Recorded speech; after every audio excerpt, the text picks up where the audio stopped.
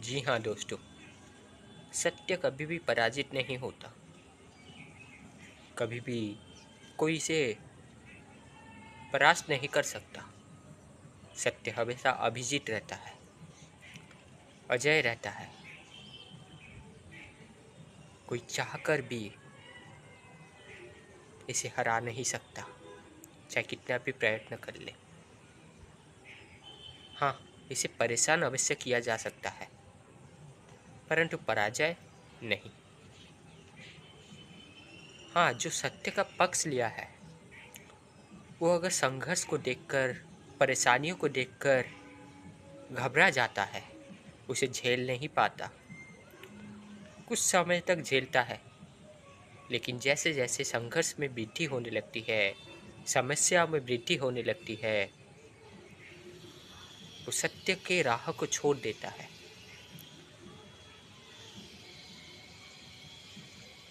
वो अपने ऊपर संशय पैदा करता है, अपने मन में संदेह जागता है। कैसा संदेह? उसे ये लगता है, क्या वो सही राह पे है? तो अगर सही राह पर तो इस तरह का समस्या, इस तरह का बाधाएं क्यों आ रही है ना?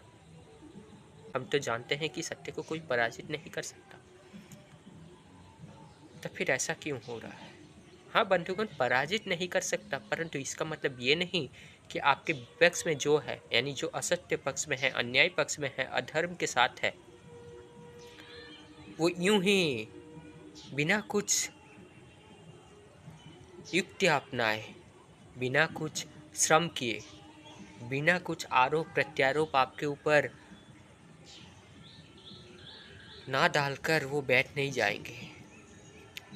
वो भी आपको परास्त करने के लिए पूरी तरह से जोर लगाएंगे। वो चाहेंगे कि उनकी जीत हो जाए, और अगर उनकी जीत हो गई तो वास्तव में क्या उनकी जीत होती है, या फिर असत्य अन्याय अधर्म की जीत होती है? निस्संदेह असत्य अन्याय अधर्म की जीत होती है। क्यों? क्योंकि ना वो असत्य अन्याय के पक्ष से लड़ रहे हैं, और आप सत्य के पक्ष से लड़ रहे हैं। और यही तो विकट समस्या है कि चाहे आप सत्य के पक्ष में हो, धर्म के पक्ष में हो, न्याय के पक्ष में हो, सही राह पर हो, अगर संसार में है तो बाधाएं तो आएंगी, चुनौतियां तो आएंगी, समस्या तो आएंगी, और उसे झेलना पड़ेगा, और इसी को ही संघर्ष कहते हैं। और दूसरी बात, ऐसे ही मामूली संघर्ष नहीं आएगी। जितना ही दृढ़ बनता जाएगा अपना रास्ता सत्य के राह पर, उतना ही ज्यादा समस्या में, दुविधा में, संघर्ष में वृद्धि होगा। आप इतिहास उठा के देख लीजिए, जो जो भी महापुरुष हुए हैं, महामानव हुए हैं, चाहे भगवान के अवतार क्यों ना हो, उनके जीवन में कभी भी शांति नहीं रहा। एक के बाद एक संघर्ष आता रहा, बाधा आता रहा। और वो बाधा कैसा रहा? कोई छोटी मोटी बाधाएं नहीं, बड़ी बड़ी बाधाएं, बड़ी बड़ी दुविधाएं, है ना? ऐसा भी हो सकता है आपका पूर्ण जीवन संघर्ष में बीत जाए, परंतु यही जीवन तो प्रेरणादायक होगा। यही जीवन तो दूसरों को रोशनी देगा, ज्ञान देगा। क्या सही नहीं कह रहा? अन्यथा एक आम मनुष्य का जीवन अगर आप जीना चाहते हैं, तो उनके जीवन में ये सब नहीं होता, है ना? परंतु एक चीज ध्यान रखिएगा बंधुगण, मैंने ये कहा कि सत्य कभी भी पराजित नहीं होता, उसे कोई परास्त नहीं कर सकता, परंतु इसका मतलब ये नहीं कि बिना कुछ श्रम किए सत्य ऐसे ही जीत जाता है, या फिर सत्य का स्थापना हो जाता है। धर्म स्थापना के लिए, सत्य को सबके सामने लाने के लिए, न्याय करने के लिए श्रम करना पड़ेगा, संघर्ष करना पड़ेगा। विपक्ष, यानी जो असत्य के साथ खड़े हैं, अन्याय के साथ खड़े हैं, अधर्म के साथ खड़े हैं, उन्हें कड़ी चुनौती देनी पड़ेगी। उनके साथ युद्ध करना पड़ेगा। ऐसा नहीं होगा कि आपने ये चाहा कि ये सही है तो इसलिए बिना कुछ किए आपको वो सब कुछ मिल जाएगा, नहीं। और इस युग में, इस समय, ना जाने हजारों में शायद एक होगा जो सही राह पर चल रहा हो। ऐसा भी हो सकता है हजारों में नहीं, 1 लाख में। और उससे पहले ये भी जानना चाहिए कि वास्तव में सत्य होता क्या है। जिसके पास ज्ञान नहीं, बोध नहीं, विवेक नहीं, वो जान कैसे पाएगा कि सत्य मार्ग कौन सा है, सही मार्ग कौन सा है, किस ओर चलना चाहिए, किस राह को अपनाना चाहिए। जब उसके पास विवेक नहीं, ज्ञान नहीं, बोध नहीं, तो वो क्या वास्तव में जान पाएगा सत्य का राह कौन सा है और कौन सा राह मुझे अपनाना चाहिए, कौन सा राह मेरे लिए है? नहीं। अगर वो सत्य को भी अपनाएगा, वो जो लोक धर्म में चल रहा है ना, और उसमें बहुमत है, इसीलिए वो सोचेगा कि वही सही है।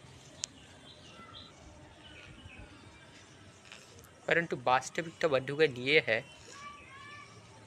कि बहुमत है इसीलिए वो सही है, नहीं। बहुमत कभी भी एक ऐसा आधार नहीं हो सकता सही या गलत का। परंतु बहुमत ये भी दर्शा सकता है कि वो सही भी है। कब? जब उसके पीछे तर्क हो, ज्ञान हो, बोध हो। यानी सही आधार ज्ञान, बोध, तर्क हुआ। अगर ज्ञान की चक्षु से आप देखेंगे, बोध की दृष्टि से देखेंगे, वो सत्य के राह पर खड़ा नहीं उतरता।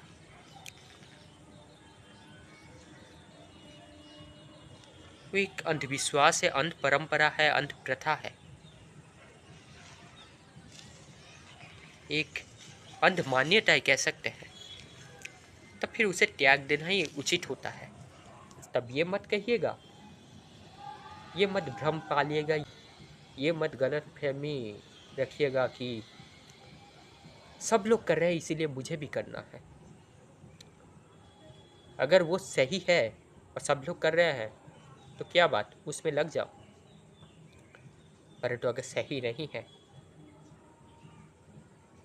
और चाहे तुम अकेला क्यों ना हो, तो फिर जो गलत चीज़ है उसे त्याग दो, चाहे उसमें बहुमत हो। हम अकेले आए थे और अकेले जाएंगे, सिर्फ कर्म करते हुए इस संसार को छोड़ेंगे, है ना। तो कर्म को निष्कलंक रखो। वास्तव में इस संसार में महान मनुष्य किसे कहा जाएगा? क्या जिसके पास ज़्यादा धन है? क्या जो पढ़ाई लिखाई में अव्वल है, जिसके पास बहुत सारे डिग्रियां हैं, जो संसार में बहुत लोकप्रिय है, जो उच्च पदवी में बैठा हुआ है? नहीं। वास्तव में मेरे अनुसार श्रेष्ठ मनुष्य वही जिसका कर्म श्रेष्ठ हो, जिसका गुण श्रेष्ठ हो, जिसका आचरण श्रेष्ठ हो, जिसका व्यवहार श्रेष्ठ हो। और व्यवहार आचरण श्रेष्ठ होना मतलब ये नहीं कि सदा नम्रता दिखाना, नहीं। यथायुक्त आचरण व्यवहार होना चाहिए। एक दुष्ट, एक दुर्जन, एक पापी किसी के ऊपर अत्याचार कर रहा है, किसी स्त्री के ऊपर कुदृष्टि डाल रहा है, तो वहां पर आप ऐसे खड़े खड़े देख नहीं सकते, चुप नहीं रह सकते, ये नहीं कह सकते कि एक भद्र इंसान विनम्र होता है, मारपीट नहीं करता, नहीं। चाहे आपका देश का कानून ये क्यों ना कहता हो, वहां पर कानून को तोड़ना, चाहे कानून हो या ना हो, यानी वहां पर उस दुर्जन, उस दुष्ट के खिलाफ आवाज उठाना, चाहे युद्ध क्यों ना हो जाए, छोटा मोटा युद्ध क्यों ना हो, यही धर्म होता है, यही न्याय होता है। और याद रखिएगा बंधुगण कि न्याय युद्ध में अगर हम मर भी गए, यानी वीर गति को प्राप्त हुए, तब भी ये हमारे लिए सौभाग्य होना चाहिए, क्योंकि ना आप न्याय युद्ध करते हुए इस संसार को छोड़ रहे हैं। धर्म युद्ध करते हुए इस संसार को छोड़ रहे हैं। अन्यथा जैसे साधारण मृत्यु होती है, चारपाई में सोते सोते मृत्यु हो जाती है, रोगाग्रस्त होकर मृत्यु होती है, ऐसा अगर मृत्यु चाहिए तो साधारण मृत्यु हो जाएगा, है ना। देखो, मैं आरंभ किया था सत्य को लेकर, लेकिन कहते कहते कहाँ तक पहुँच गया। और ऐसा नहीं हुआ, और ऐसा नहीं है कि मैं एक टॉपिक को छोड़कर, एक विषय को छोड़कर और दूसरा विषय में चला आया। वास्तव में सभी विषय अपने आप में ना कनेक्टेड होते हैं, इंटरलिंक्ड होते हैं, इनमें एक रिश्ता होता है। बस उस तरह का बोध, उस तरह का ज्ञान का दृष्टि होना चाहिए। तो फिर आप देखेंगे ये संसार में जितने भी विषय हैं, सूक्ष्म से सूक्ष्म, कठोर से कठोर, स्थूल से स्थूल, जड़ हो या फिर चेतन वस्तु हो, सब में कुछ ना कुछ रिश्ता होता है ना।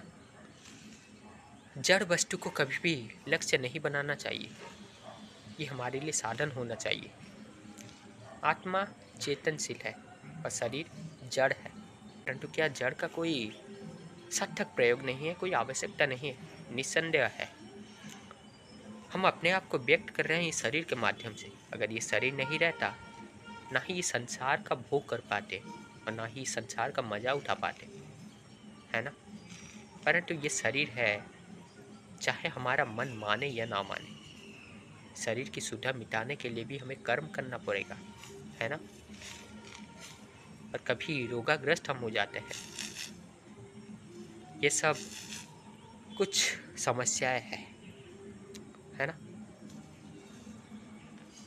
यानी सार्थक प्रयोग जड़ वस्तु का सही इंसान का लक्षण होता है, परंतु जो जड़ वस्तु को ही सुंदरता देने में लगा रहता है, उसी को ही अपना लक्ष्य मान लेता है और उसी के केंद्र से ये अपने आप को परिचय देता है। वो मिथ्या जीवन जिएगा, भ्रमित जीवन जिएगा और दूसरों को भी भ्रम फैलाएगा, है ना। क्या सही नहीं कह रहा हूँ बंधुगण? स्वयं विचार कीजिएगा। वास्तव में सत्य यानी जो कभी नहीं बदलता, जो जो चिरस्थायी है, यानी संसार से पहले भी था, अब भी है और बाद में भी रहेगा। कहने का तात्पर्य इसका ना कोई वर्तमान होता है, ना कोई भूतकाल था और ना ही कोई भविष्य होगा। ये इन तीनों से परे है। इनमें कोई ना ही सुधार आता है और ना ही कोई घटोती होती है। उससे ही था, है और रहेगा भी। परंतु जो असत्य है वो ना कभी था, यानी ना उसका कभी अस्तित्व था, ना आज है और ना कल रहेगा। हाँ, कुछ काल के लिए तो वो असरदार हो सकता है, लगेगा कि उसने सत्य को मात दे दिया। ठीक उसी प्रकार बंधुगण, मान लो सत्य है सूरज और असत्य है बादल। बादल सूरज को छिपा कर तो रख सकता है, लेकिन कितने देर, कितने समय तक, कितने दिनों तक, कितने सालों तक। और अगर छिपा कर भी रखा तब भी सूरज का आभा इतना है, सूरज का किरण इतना है, सूरज का आलोक का स्रोत इतना प्रबल है कि तब भी थोड़ा बहुत रोशनी बादल से आने लगती है ना। कुछ समय तक बादल छिपा कर रख सकता है, फिर सूरज हमें दिखने लगता है। सत्य इस सूरज के समान है। जब सत्य को धारण करने वाले लोग इस संसार में कम हो जाते हैं, संघर्ष को झेलने वाले लोग कम हो जाते हैं, सत्य को आगे बढ़ाते हुए, सत्य को स्थापना करने के लिए, धर्म को आगे बढ़ाते हुए धर्म की स्थापना करने के लिए सज्जनों की अभाव होने लगती है, तब इस संसार में दुर्जन अधर्म, अन्याय, अत्याचार करने लगते हैं। ये सज्जनों का कर्तव्य था कि वो सत्य को रक्षा करें और सत्य को सदा विजय की पदवी दिलाए, चाहे उनका मृत्यु क्यों ना हो जाए। क्यों ना सत्य को धारण करना ही एक श्रेष्ठ मनुष्य का कर्म होता है।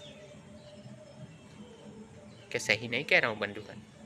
यानी सत्य की रक्षा की जाती है, परंतु आज ये कहाँ है? नहीं, यही सज्जनों का तो अभाव हो गया है।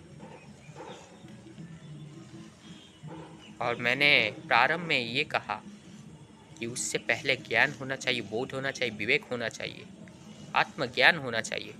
तभी जानकर आप जान पाएंगे क्या क्या वास्तव में सही है, क्या करना चाहिए। अन्यथा लोक धर्म में आप फंस जाएंगे और ये कहने लगेंगे कि ये सत्य है। इसीलिए बंधुगण, ये हमारा परम कर्तव्य बनता है, हमारा फर्ज बनता है कि हम सत्य को धारण करें।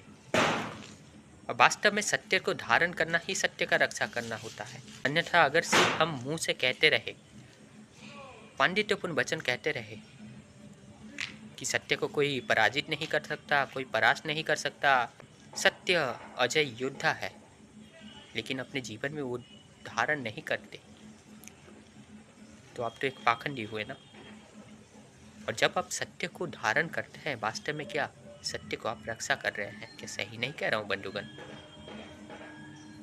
असत्य का कभी भी अस्तित्व नहीं था, इसीलिए असत्य से मत जरिए। चाहे प्राण चले जाए, लेकिन सत्य के राह पर रहिए और सत्य की रक्षा करिए। और सत्य की रक्षा सत्य को धारण करते हुए होता है। धर्म की रक्षा धर्म को धारण करते हुए होता है। धर्म ध्येय होना चाहिए, धर्म आधार होना चाहिए, धर्म लक्ष्य होना चाहिए, क्योंकि धर्म ही है जो जीवन को संतुलन में लाता है और जो संसार को संतुलन देता है, पर्यावरण को संतुलन देता है, संस्कृति को संतुलन देता है। बोध ज्ञान के आधार पर बना हुआ विकसित संस्कृति ही मान्य होता है, न कि लोक धर्म के आधार पर, है ना।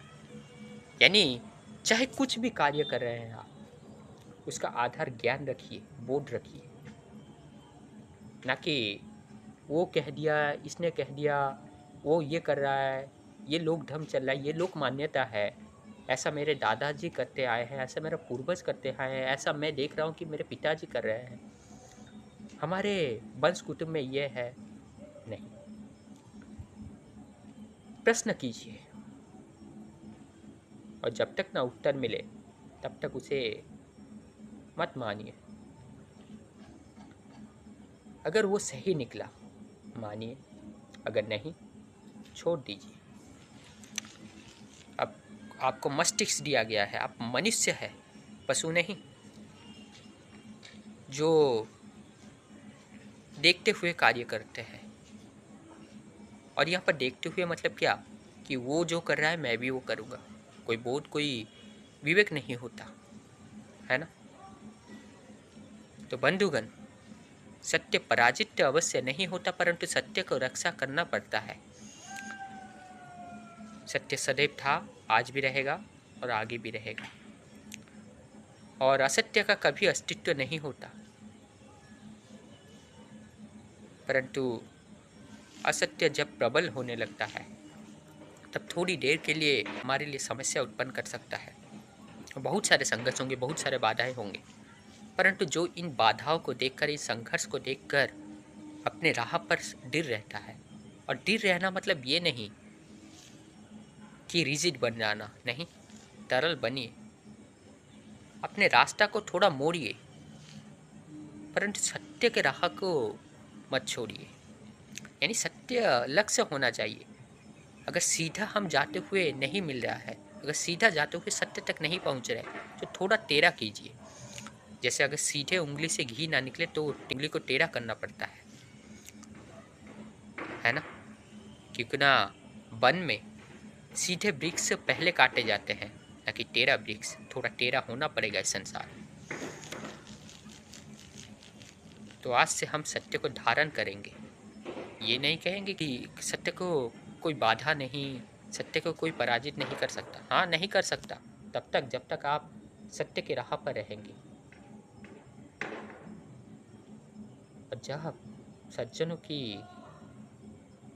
अभाव होने लगती है, तभी सत्य का तो अस्तित्व रहता है, परंतु सत्य को धारण करने वाले लोग कम हो जाते हैं। और और ये असत्य को धारण करे हुए लोग इस संसार में तांडव मचाते हैं, तब ये लगने लगता है कि सत्य का अस्तित्व ही नहीं होता।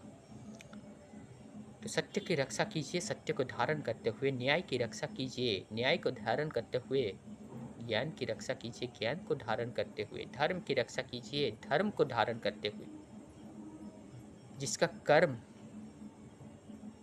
जिसका वचन और जिसका चिंतन, इन तीनों ही चीजों में समानता होगा, तीनों ही में सत्य धर्म न्याय का सम्मेलन होगा, वही मनुष्य श्रेष्ठ है।